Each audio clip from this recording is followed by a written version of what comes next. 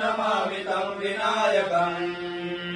न ते तरातिभीकरम् नवोदितार्कभास्वरम्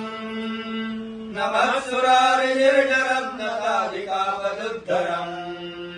सुरेश्वरम् नीलेश्वरम् गजेश्वरम् गणेश्वरम् महेश्वरम् दमाश्रये परात्परम् निरन्तरम् समस्तलोकशङ्करम् निरस्तदैत्यकुञ्जरम् दरेगरोदरम् वरम् वरे भवक्त्रमक्षरम्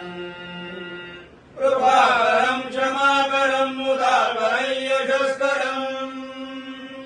नमस्करम् नमस्कृताम् नमस्करोमि भास्करम् अकिञ्चनातिमार्जनम् चिरन्तनोक्तिभाजनम् पुरारि पूर्ववन्दनम् सुरारि गर्वशर्वणम् प्रपञ्चनाशभीषणम् धनञ्जयादिभूषणम् कपोलदानवारणम् भजे पुराणवारणम्